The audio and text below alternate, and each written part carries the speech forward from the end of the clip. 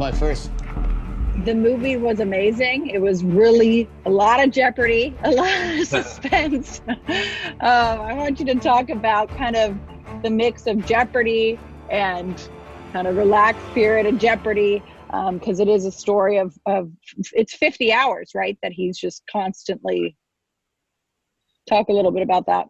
Well, the goal of the screenplay was to, it's a different way into a war movie than I think a lot of people have seen before. The goal of the screenplay was to put the viewer, literally sort of drop them off in the pilot house of a naval destroyer in the middle of the Atlantic and set the audience a sail in a world that they don't completely understand and need some time to get used to and never let up.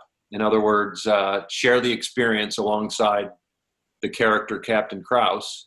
The decisions, the tactical dilemmas, the complicated analog technology, get to know the way the ship works and the challenges of communication, the challenges of finding the enemy and defeating the enemy, and just kind of put them through the ringer, right alongside this character who is our way into the story.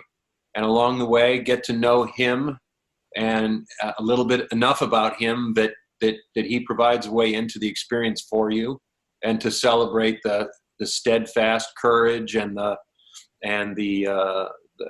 brain power and the fortitude involved in protecting precious convoy or precious cargo and precious human life across the black pit of the Atlantic. And it was meant to be experiential. So I'm very glad to hear you got caught up in it, because that was the intent. And all that dialogue, all that sort of naval jargon is there to sort of immerse you in the authenticity of that world, and make the experience that much more palpable.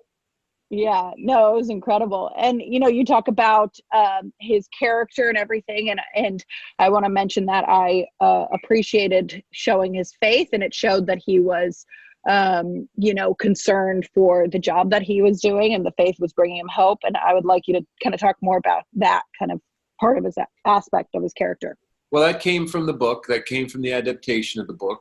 That was the backstory of the character.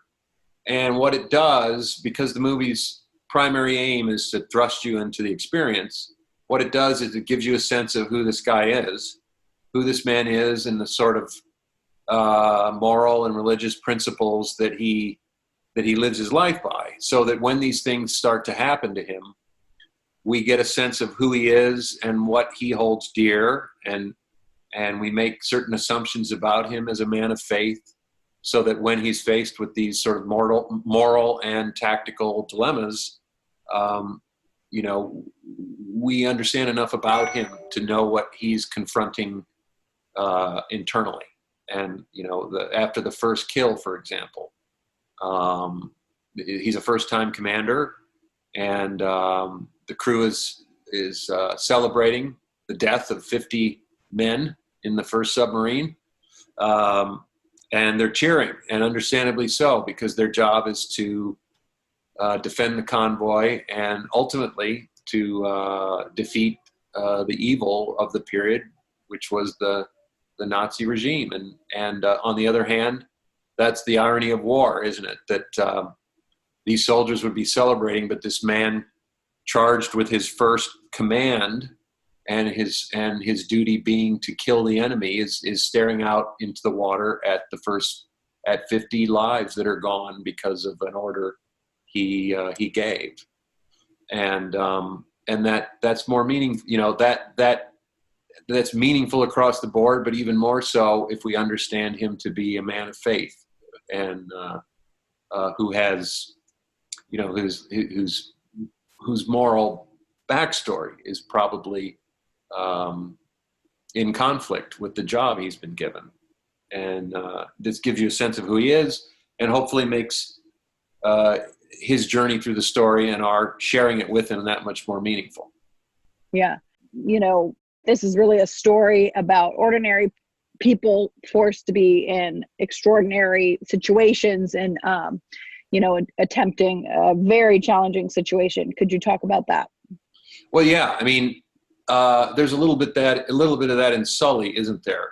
The sense that at the end of the day, this whole thing is revolving around a man doing his best to do his job right.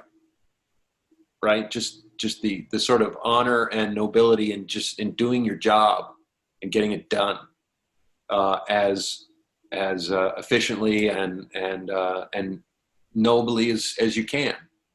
And there's a simple beauty to that, to stories about showing, the whole point of this movie was just to let you observe what this was like for these men and what it involved, the skill, the patience, the fortitude, and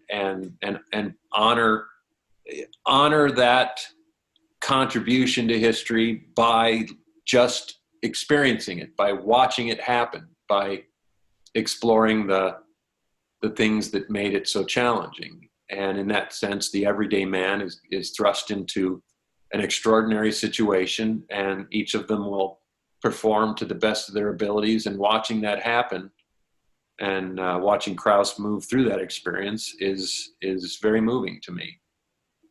Oh, for sure. Now, Tom Hanks actually wrote this and, starred in it. How was kind of his involvement and everything? Well, Tom had been kind of playing around with adapting this book. It's based on a book called The Good Shepherd by C.S. Forester. And he had, I think, been chipping away at it as a kind of something that belonged to him, something personal, behind the scenes, right? Like, we wouldn't normally expect Tom Hanks to be, he doesn't strike you as the kind of person who's missing anything in his life or his career. But all of us as artists have these things that fascinate us and these things that we haven't done that we wish we could. And it felt to me, especially after I read the script and got to know Tom and the project a little, that it was something that belonged, that was near to his heart, that it was something challenging that was new for him. And it's fun enough to make a movie with Tom, of course, but when you realize that this is something unique in his life, in his career, it's even more fun to be part of that. And so he, over, I think, almost a decade, was experimenting with different ways of adapting the book and perhaps getting it made. And when its time came, the script made it to my hands, and I wrote an email to my agent, actually, to talking about how much potential I thought it had.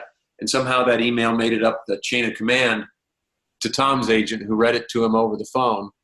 And without realizing it, my reaction to my agent found its way to Tom, and which is what inspired a sit down. And we just got to know each other. I used to be a cinematographer, so I asked Tom about a lot of the cameramen he used to work with, Gordon Willis and Conrad Hall, who were two heroes of mine.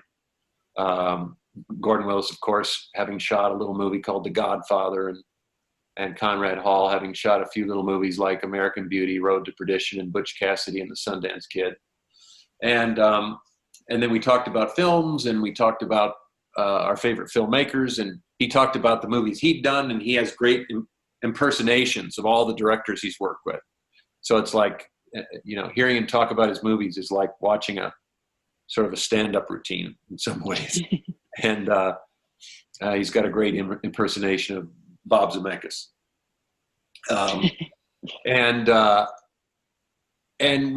before you know it, he said, "Why don't you come back in and meet Gary, his partner at Playtone, Gary Getzman?" And not long after that, we just found ourselves making a movie together. It's great to see the response to this movie. Deadline reported that more people were signing up for Apple than ever on Apple Plus because they wanted to watch this movie and everything. And so what's your kind of feeling about that? Oh, well, we're thrilled. We're thrilled, of course. There was obviously some talk about the disappointment of not getting our theatrical release. I think it was, frankly, a little misunderstood. We made the movie for the theaters. We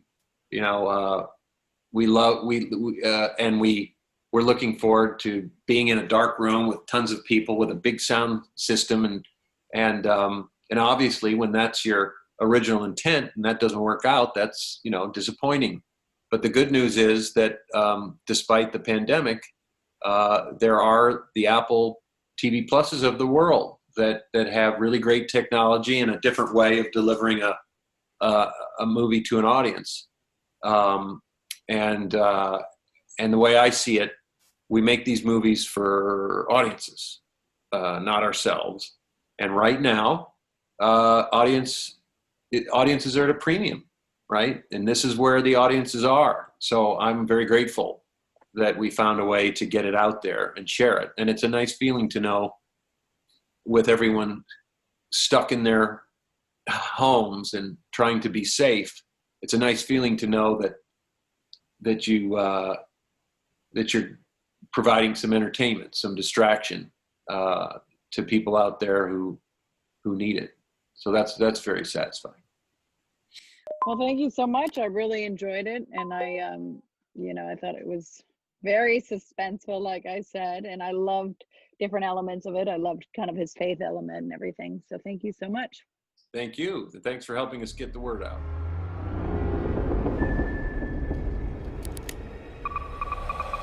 Here they come. What are we gonna do? We'll bring hell down from on high.